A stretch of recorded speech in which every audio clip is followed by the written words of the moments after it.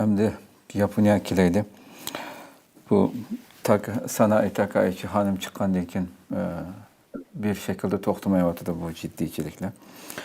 Bu jiddiychilik masalalariga kelishdan burun hammamizga ma'lum Arfiya xonim, Arfiya Ali ilgirki hukumatdami muhim vazifada edi. Bu qatim bu Takaychininki hukumatidami o'xshash shaklda muavin tashqi ishlar ministr vazirligiga tayinlandi hamda. Qisqa bir şekilde sizningki ko'z qarashingizni olsam, ya'ni bir Uyg'urning shunday bir vazifada bo'lishi Xitoyni qanday bearam qiladi degan masalada qolganiga kiramiz. Tabii yani bu Xitayda tashqi ministerlikda yuqori seviyede kelgan Uygur yok. Ama Japonya'da var.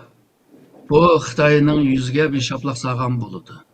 Sen hem bu Halk Cumhuriyeti köp milletlerden teşkil tapkan deyse, o devlet hemmemizin devleti deyse, ondakta devletine başkuran merkezde neymiş ki başkaları yok.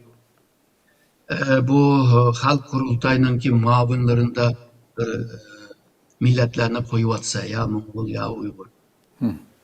Ama hazır milletler komitesi var, onun bir şığa Xitay koyuvatsa. Hoş.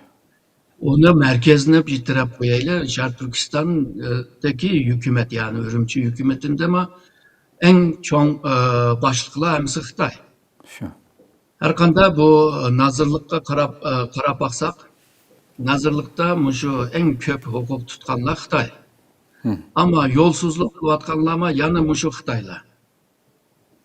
Şununla bu Japonya'da bunda bir ahval, yani bir Uygur ayal, bir muavin minister bulalışı Xitayga bir yağan gaplarga bir şaplaq sağandaki bulu demdi.